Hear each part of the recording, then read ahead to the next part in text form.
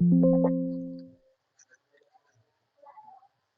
Guys, welcome back to your channel commerce group for JRF. So guys, मेरा नाम है वंदना राघव और मैं आपके लिए लेकर आती हूँ अकाउंटिंग एंड ऑडिटिंग के कुछ इंपॉर्टेंट टॉपिक जो कि बेस्ड है हमारे प्रीवियस ईयर क्वेश्चंस पर। तो जिसमें कि अभी हमने पढ़ लिया था कि पार्टनरशिप क्या होती है, पार्टनरशिप में माइनर पार्टनर क्या होते हैं, उसके क्या राइट्स एंड लाइबिलिटीज होते हैं, पार्टनरशिप में मेंबर कितने कितने होते हैं और किसने ये अथॉरिटी दी है कि पार्टनरशिप में मेंबर कितने होते हैं, टाइप्स ऑफ पार्टनर कितने होते हैं, हम ये सब पढ़ चुके हैं। तो इससे आगे के टॉपिक को हम कंटिन्यू करते हुए चलते हैं।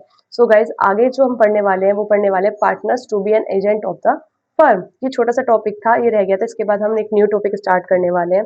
सो गाइज, अगर आपको लगता है कि आपके लिए कुछ इंपॉर्टेंट लाया जाता है इस चैनल पर, जो कि हमारी तरफ से छोटी छोटी कोशिशें हैं आपके लिए, तो आप हमारे चैनल को लाइक शेयर एंड सब्सक्राइब करके रख सकते हैं। सो गाइज, आज का टॉपिक स्टार्ट करते हैं। तो पार्टनर्स क्या होते हैं? एक एजेंट होते हैं फर्म के। अगर मैं पार्टनर्स की रिलेशन की बात करूँ कि इनका फर्म के साथ रिलेशन होता कैसा है, तो पार्टनर्स का जो फर्म के साथ जो रिलेशन होता है वो क्या होता है कि एजेंट के रूप में होता है। कि पार्टनर्स जो होते हैं फर्म के लिए भी एजेंट होते हैं और प्लस अपने आपस में सभी पार्टनर के लिए भी वो भी एज अ एजेंट वर्क करते हैं। ठीक है, तो यही लाइन हमारी पहली है, every partner is an agent of the firm end of other partner. वो फर्म के लिए भी एजेंट है और अदर पार्टनर के लिए भी क्या है, एजेंट है for the business of the firm.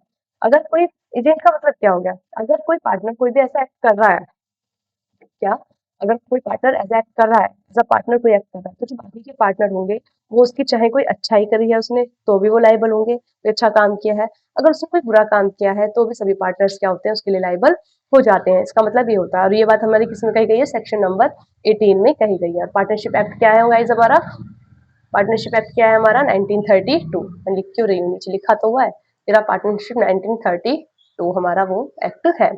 तो बोल रहा है कि अब ये बात तो ठीक है कि सब लाइबल होते ही हैं, लेकिन अगर मैं इसकी बात करूं कि ऐसी कोई एक्सेप्शन नहीं है कि सारे काम के लिए पार्टनरशिप फर्म में पार्टनर्स लाइबल हो जाएंगे, नहीं। एक दो कंडीशन ऐसी आती है जिसमें पार्टनर्स लाइबल नहीं होते। बोल रहा है, if any act was done by the partner for which he had no authority, कि अगर पार्टनर कोई ऐसा एक्ट करता है जिसका उसके पास अधिकार ही नहीं है ना, और जिसके साथ वो कर रहा है वो डील, और उसको भी ये लगता है कि इसके पास कोई अधिकार नहीं है, तो वो क्या होगा, उस पार्टनर्स के लिए वो लाइबल नहीं होगा, अदर पार्टनर्स के लिए। ठीक है, लेकिन अगर मान लो, जैसे कि मैं अगर आपको एग्जांपल के थ्रू समझाऊं कि ए और बी पार्टनर है किसी फर्म में, और बी किसी बाहरी व्यक्ति या कोई आउटसाइडर है सी, उसके साथ वो कोई डील कर रहा है आपस में, लेकिन सी को पता है कि इसके पास जिस जिस बात के लिए ये डील कर रहा है, बी के पास वो अथॉरिटी है ही नहीं, और बी को भी पता है मेरे पास ये अथॉरिटी है ही नहीं।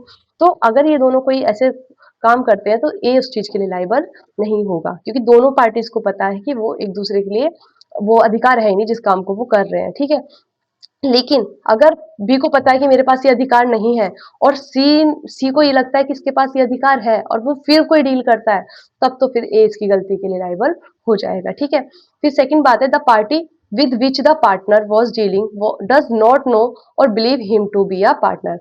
कि बोल रहा है, अगर कोई मान लो सी जो पार्टी है वो बी के साथ ऐसी डील कर रही है कि सी को पता है कि वो इस पे बिलीव ही नहीं करता एज अ पार्टनर, मतलब इसको यही नहीं कि ये पार्टनर है, इसको पता ही नहीं कि ये पार्टनर है, तब भी वो इससे डील कर रहा है, तब भी इसके लिए ए क्या होगा, लाइबल नहीं होगा। ठीक है, तो आगे फर्दर ये हिंदी का है इसका, कि प्रत्येक भागीदार फर्म का एजेंट है और फर्म के व्यवसाय के लिए अन्य भागीदारों का भी क्या है, एजेंट है।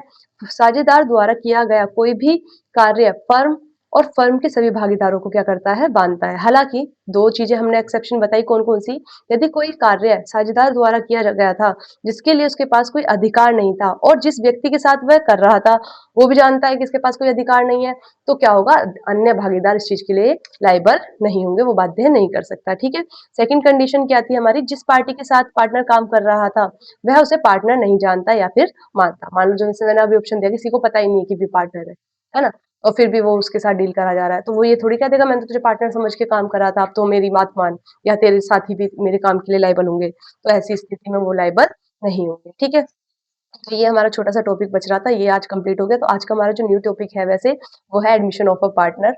जो पार्टनर का जब नया एडमिशन होता है तो फर्म में कुछ बदलाव होते हैं, फर्म के कॉन्ट्रैक्ट में कुछ बदलाव होते हैं, पार्टनरशिप में कुछ बदलाव होते हैं, उनके प्रॉफिट शेयरिंग रेशियो बदल जाते हैं।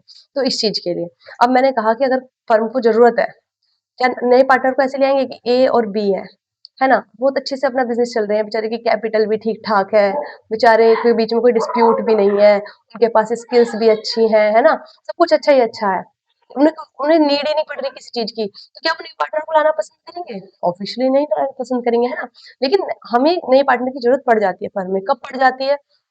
तो जब पड़ जाती है जब हमारे पास कैपिटल की ज़्यादा ज़रूरत हो, मान लो हमें कैपिटल नहीं मिल रही, हमें को अपने बिज़नेस के लिए इन्फ्लुएंस करना है दूसरे लोगों को, तो अगर हम कोई ऐसी गुडविल वाला पार्टनर ले आए, जैसे कि हमने लास्ट में पार्टनरशिप के टाइप्स पढ़े थे, है ना? उसमें था ना नॉमिनल पार्टनर, और किसी की हमें मैनेजरियल स्किल की ज़रूरत पड़ गई कि हमारे पास पैसा-वैसा तो है लेकिन मैनेजरियल स्किल नहीं है, तो हमें ज़रूरत पड़ गई, भैया नया पार्टनर आना चाहिए।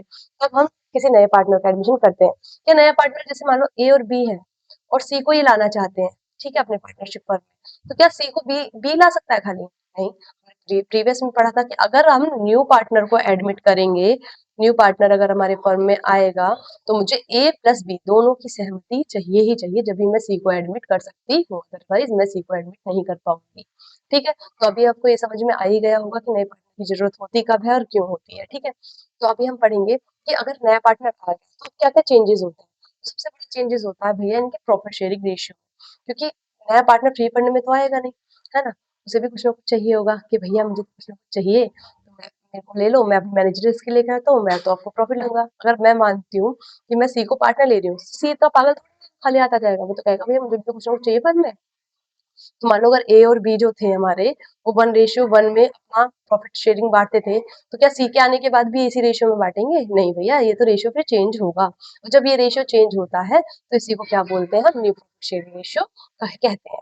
तो इसमें से क्या है कि जितनी भी मैंने अभी तक आपको कहानी सुनाई है ना, तो ये सिर्फ कंसेप्ट अंडरस्टैंडिंग के लिए समझ चाहिए, ठीक है? लेकिन जो क्वेश्चन आता है ना, क्वेश्चन आता है न्यूमेरिकल, क्वेश्चन आता है इस वाली लाइन से, है ना?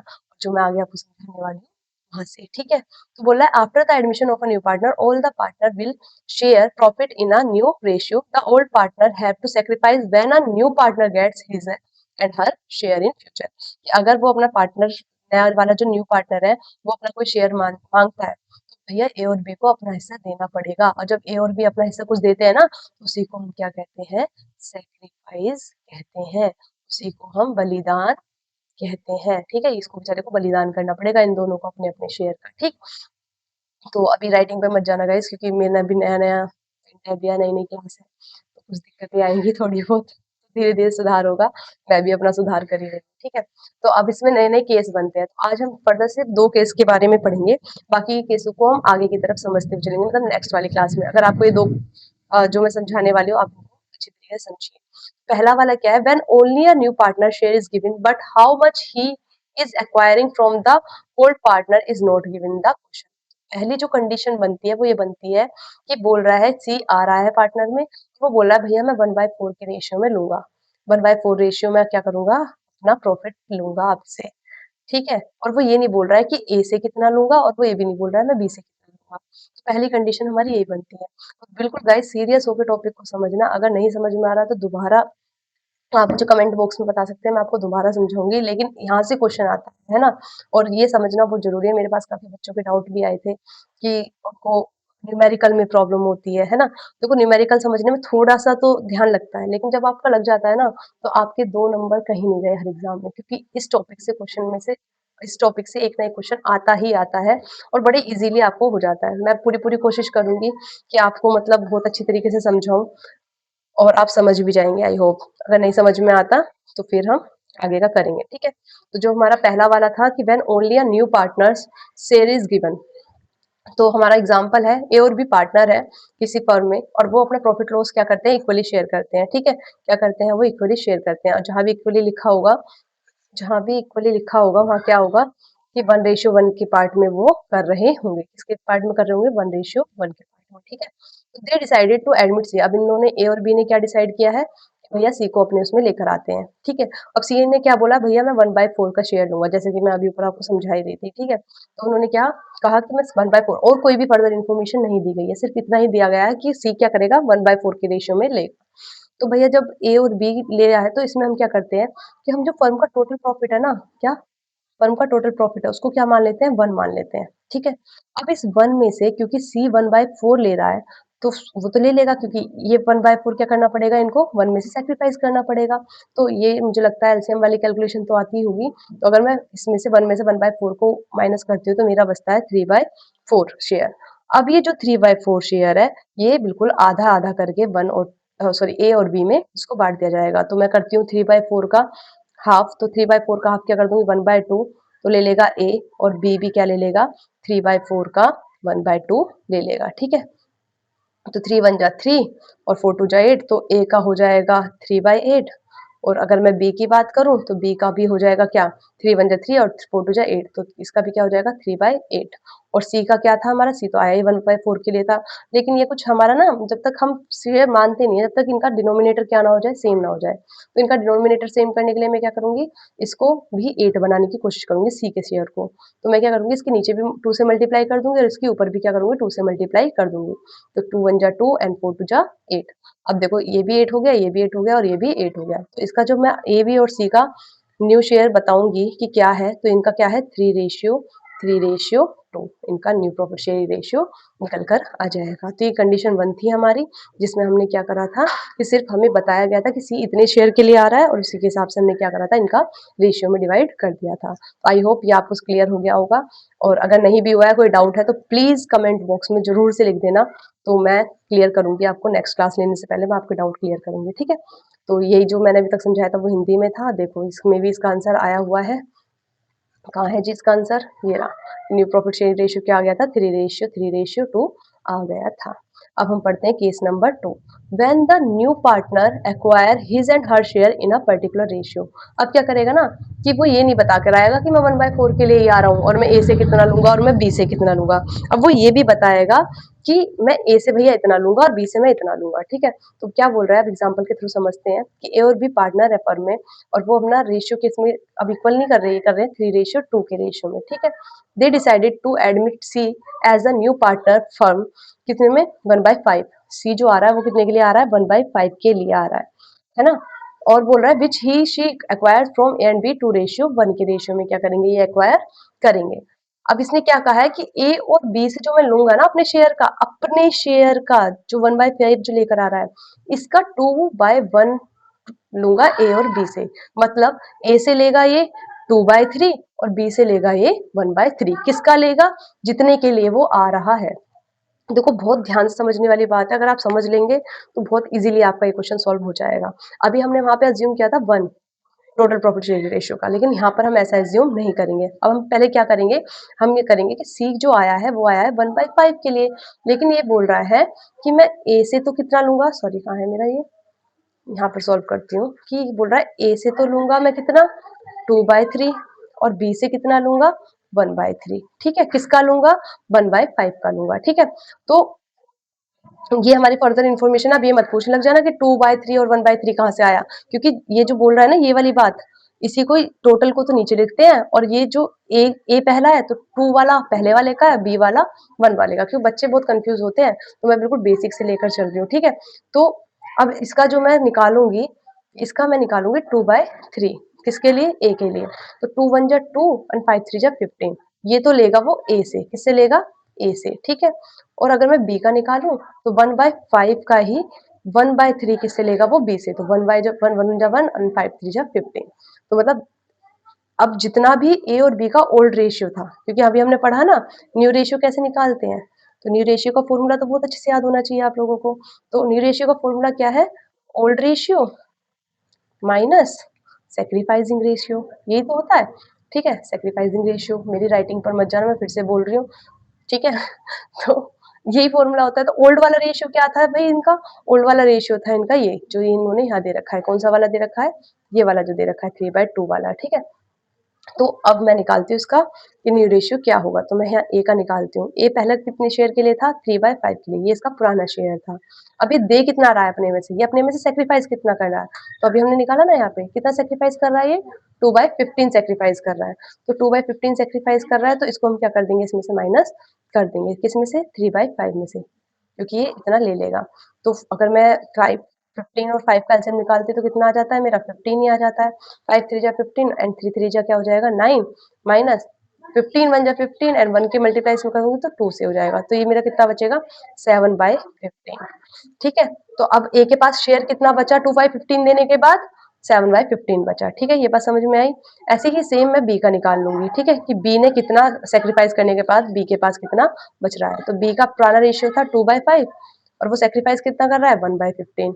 ठीक है? ये समझ में आ ही रहा होगा कि 1/15 हमने ऊपर निकाल लिया था। तो इसका भी एलसीएम क्या आ जाएगा 15। तो 5 3 जा 15 एंड 3 2 जा 6 माइनस फिर ये 1 आ जाएगा यहाँ पर क्योंकि 15 1 जा 1 15 और 1 के ऊपर मल्टीप्लाई करेंगे तो 1। तो ये भी क्या आ जाएगा 5/15 आ जाएगा। ठीक है? अगर मैं अब ए और बी और सी का न्यू रेशियो निकालती हूँ, न्यू रेशियो ऑलरेडी निकल चुका है, तो मैं अगर निकाल रही हूँ जैसे कि ए, बी एंड सी, तो अभी हमारे पास कितना बचा? ए का कितना बचा था? 7/15 बचा है, ठीक है? एंड फिर बी का कितना बचा? 5/15 बचा है, ठीक है? यहाँ पे रेशियो बना देते हैं। सी कितने के लिए आया था? सी आया था 1/5 के लिए, क्योंकि हमने उसने आधा उन दोनों से ले लिया ऑलरेडी, ठीक? तो अभी तो इसका डिनोमिनेटर सेम नहीं हो रहा, तो इसका डिनोमिनेटर हम सेम कर देंगे, मल्टीप्लाई 3 से करेंगे, तो ये भी हो जाएगा 7/15, इसका हो जाएगा 5/15 एंड इसका हो जाएगा 3/15। तो जब तीनों का डिनोमिनेटर सेम हो जाता है तभी रेशियो को इक्वल मानते हैं। तो अब मेरा न्यू रेशियो जो आएगा वो क्या आएगा 7/5/3। ठीक है, सॉरी 7/5/3। ठीक, तो ये मेरा क्या हो जाएगा न्यू रेशियो हो जाएगा। आई होप आपको अच्छे से क्लियर हो गया होगा और इसका नीचे एक्सप्लेनेशन भी दी हुई है। अगर आपको फिर भी कोई डाउट लगता है तो आप बहुत अच्छे से मेरे से कमेंट में पूछ सकते हैं। और अगर आपको लगता है कि ये वाली जो वीडियो थी आपके लिए इन्फॉर्मेशन दे रही है, आपके लिए यूज़फुल है, तो आप ज़रूर से हमें बहुत सारा सपोर्ट कर सकते हैं, हमारे चैनल को साथ जुड़ सकते हैं। और सच में गाइस मैं झूठ नहीं बोल रही हूँ, इस चैनल का उद्देश्य बहुत ही प्योर है। कोई अभी इनकम का ऐसा कुछ नहीं है, हमारा कोई कोर्स नहीं है, सिर्फ़ आप लोगों की हेल्प के लिए हमने ये चैनल बनाया है। तो आप प्लीज़ हमारे चैनल से जुड़िए और इसके नेक्स्ट वाली जो मेरी क्लास होगी, अभी इसके 2 अभी केस और बच रहे हैं, तो मैं पहले उनको सॉल्व कराऊँगी, उसके बाद हम आगे चलेंगे। उसके बाद मैं इसके क्वेश्चन्स भी लेकर आऊँगी प्रीवियस वाले। सो आज के लिए गाइज़ इतना ही। Thank you so much.